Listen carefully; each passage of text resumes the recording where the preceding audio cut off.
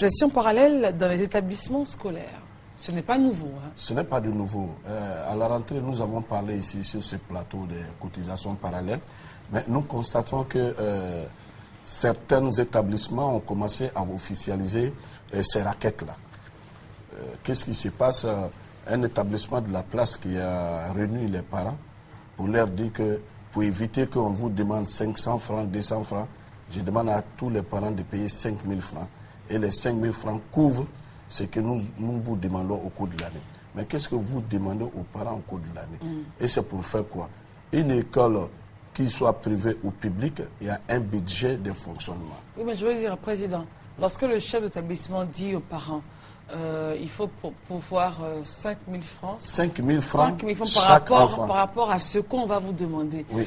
Le parent ne peut pas donner les 5 000 francs sans savoir ce qu'on va nous demander. Oui, qu'est-ce qu'il y a dedans? Les parents, effectivement, les parents se sont acquittés parce qu'à tout moment, les enfants parents ont payé? Oui, les enfants viennent dire, le maître dit de donner 500 francs. Le maître dit de donner 250 francs. Pourquoi?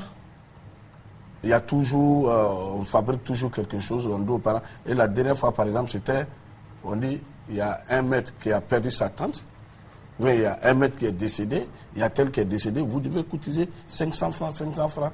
Et il y en a même qui ne dit pas des montants, qui dit, bon, allez-y à vos parents qui doivent cotiser parce qu'on a perdu tel et tel. Mais nous sommes en Afrique, je suis d'accord qu'on puisse compatir à une douleur quand il y a un décès, mais il ne faut pas quand même envoyer les enfants exiger ça aux parents. Et sinon, ça devient des raquettes, si vous voulez.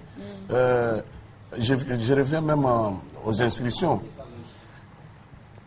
Depuis un certain, je crois il y a 2 ans, si je ne me trompe pas, les inscriptions en ligne, où nous allons payer chez des compagnies. Mais j'ai été interpellé par plusieurs parents.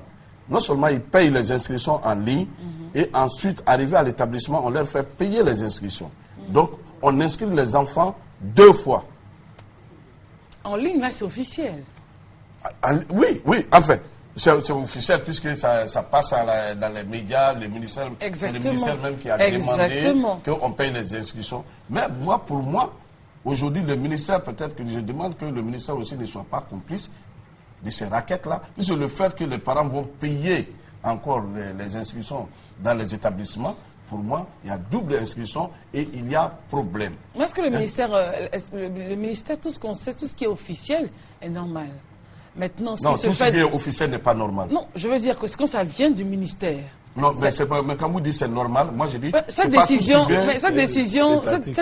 est étatique. Ça vient du ministère. Oui, mais quand ça coince les parents. Maintenant, au niveau de l'établissement même, c'est sur le site, c'est sur le lieu qu'il faut travailler. Voilà, c'est ce que je veux dire. Non, mais là, je reviens là-dessus. Tout ce qui vient du ministère n'est pas forcément normal. Les inscriptions, 100 000 francs venaient du ministère.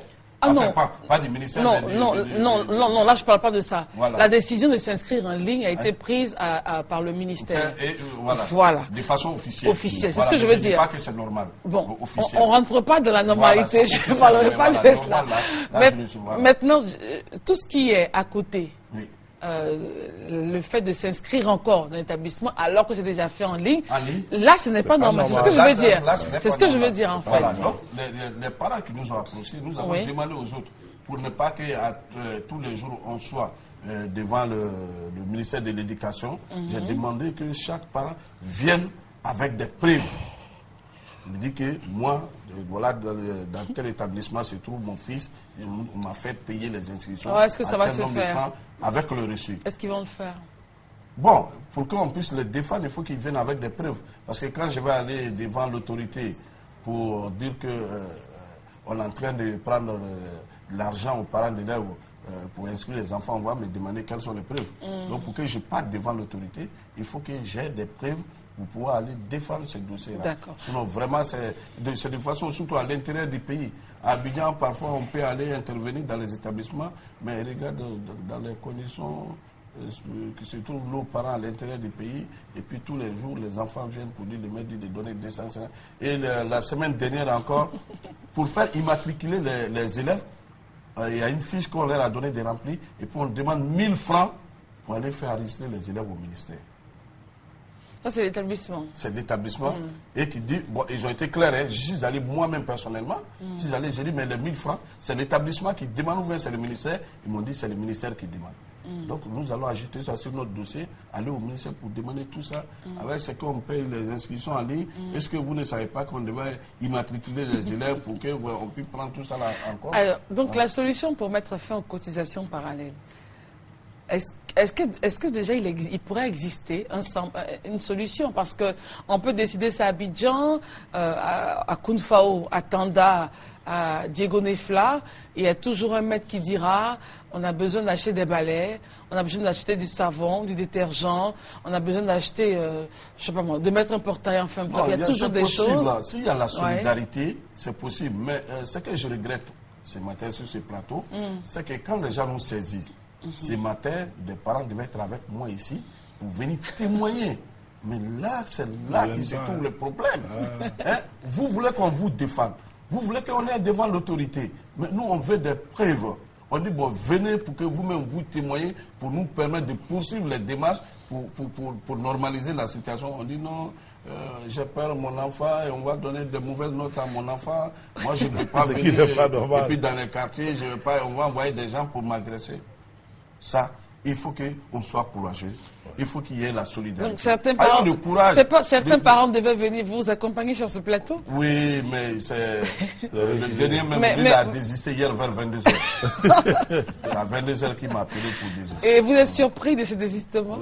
Bon, enfin, surpris, mais pas trop surpris. En tant que président des consommateurs, vous êtes habitué un peu. Voilà, je suis habitué à ça. Exactement. Voilà, mais je leur demande, comme vous avez dit, est-ce qu'il y a solution?